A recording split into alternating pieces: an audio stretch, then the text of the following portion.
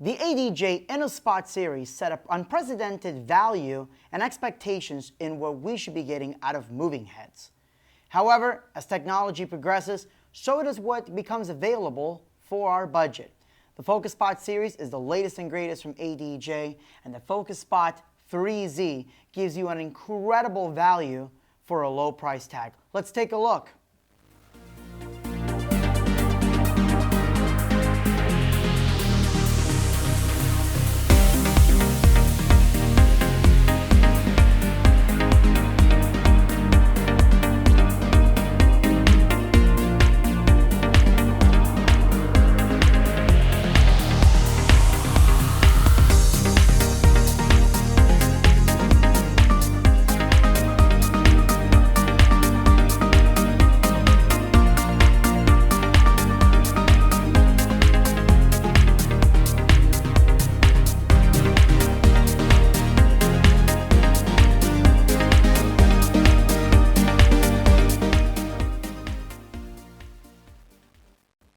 Hey everybody, my name is Arnoldo and I am so excited to show you the FocusSpot 3Z.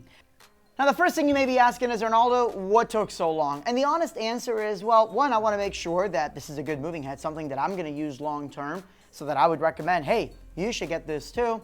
And the other thing is, I really didn't need any moving heads, so I hadn't purchased any. But with a really busy prom season coming up, with more demands from my clients for special effects and event decor type of effects, and as I start programming new nightclubs or country clubs, I needed to find a moving head, something that was a little bit brighter than what I currently had in my arsenal, and that could offer some additional features, but without getting to that level. You guys know what I'm talking about.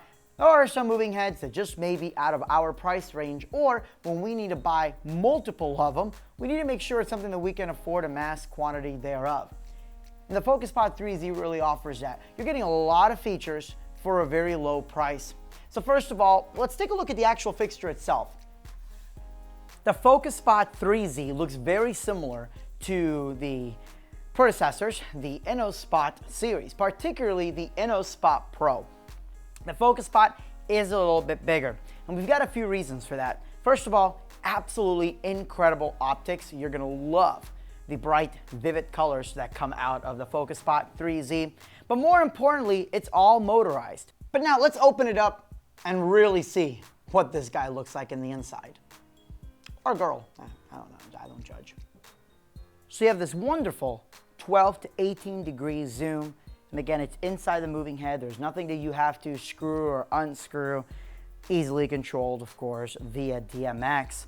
Now, the FocusSpot 3Z has two prisms. You have a linear prism, so all your gobos are in order there, or you can have them in a circle. And again, there's a little bit of an overlap within the prism, which I really like. I don't like when prisms don't overlap, because I feel like a lot of the effects that you can do with haze are gone. So again, you've got two individual prisms there. One of the things that ADJ did not spare in the InnoSpot series, let alone the FocusSpot series, are rich, vibrant colors, no matter which fixture you get. So when you get the 1, 2, or of course the 3, the one we're looking at right now, you're gonna get some stunning colors coming out of there. But most importantly, let's take a look down here. It's kind of hard to see, but there's really not much of a split between the glass. So as a matter of fact, there isn't even really much of metal there. There's this tiny little sliver right there. And once the light actually passes through and it goes through the optics, that little sliver of metal is barely noticeable.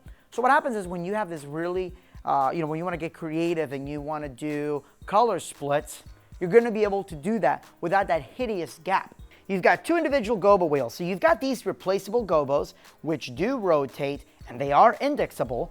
So gobo indexing means that, let's say we have the gobo here, right, and when you put it on the wall or the floor, it doesn't look in the exact orientation you want it.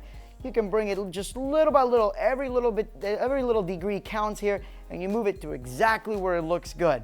And they'll memorize that. Now what that means is that if I have the lights move to a different area, and then you go back to that DMX program, bam, it'll go right back. And that's really important, because some other moving heads you may position the gobo just right, and by the time it moves around and you put it back, it's completely knocked out of place. Now underneath, it's kind of hard to see, but you'll see that other little wheel underneath. That is a static gobo wheel. And what that means is it doesn't rotate and you cannot change it, but it does allow you to create some really cool effects. So one of the great things that you can do with this dual gobo wheel is, let's say that we wanted to do a fire effect.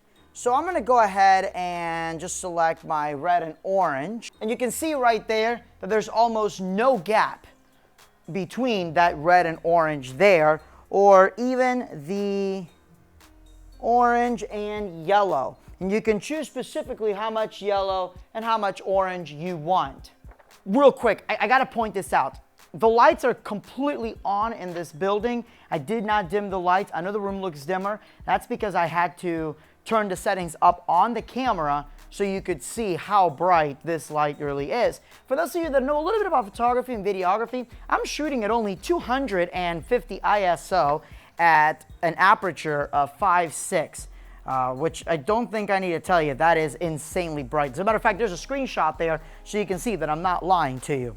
Okay, so now we've got this, right? So let's go and look at the first set of gobos. We've got a couple different gobos, and we're gonna go ahead and sharpen that up a little bit. So let's use the focus adjustment. So we're just gonna zoom in, there we go. So we've got it on somewhat of a decent focus. All right, and we're gonna do, let's see, what I think would look really good. You know what, that actually may look really good. So you might see that I just moved that other gobo wheel. So now we are going to play with our focus to focus in on the other gobo. This is also really cool because you can do some really neat effects. For example, you could have a pattern that turns into the bride and groom's gobo or your client's gobo as they walk in. So actually we're gonna do this one here. I like to do this one for fire effects personally. All right, and we've got our gobo indexing, but now we're gonna go into our gobo rotation. And we're gonna open this up nice and wide, as well as focus it around. Let's see. And let's say I decide, you know what, I don't want any of the red. So now you're gonna do just some of the orange there. And we're gonna slow down our gobo.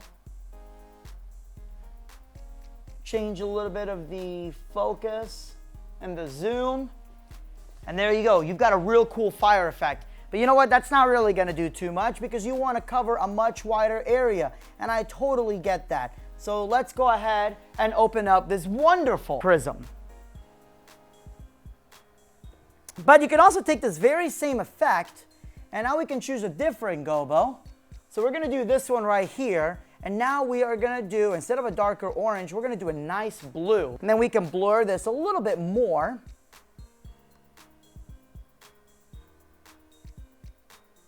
There we go. We're gonna slow down that gobo. And now you've got a beautiful water type of effect. And behind this is where all the magic is. This is a 100 watt LED power source.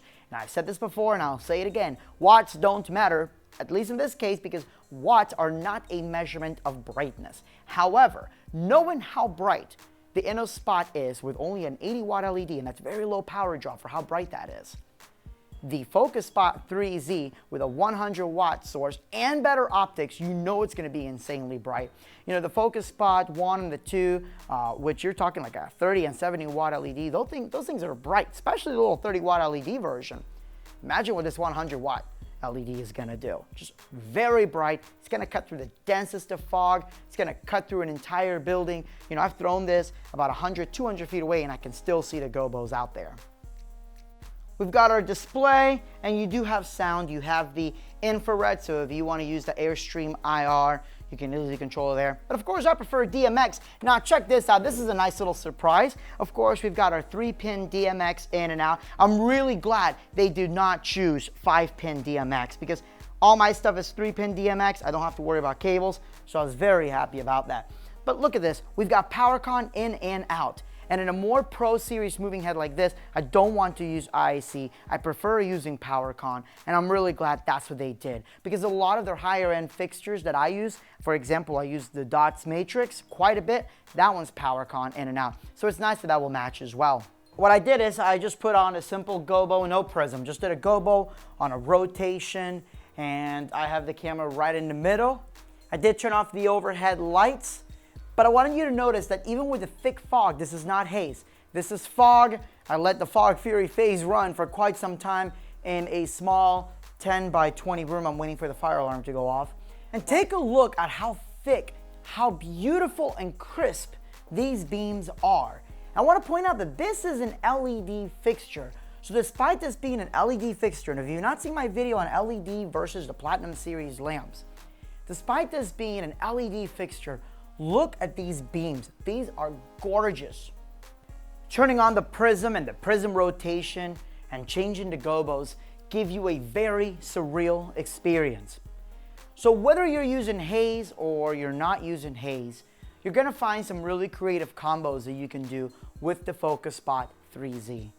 I'm not saying you need haze for this, because that's one of the beautiful things about fixtures like this with multiple gobos and the zoom and the focus, that you can create some great effects without haze.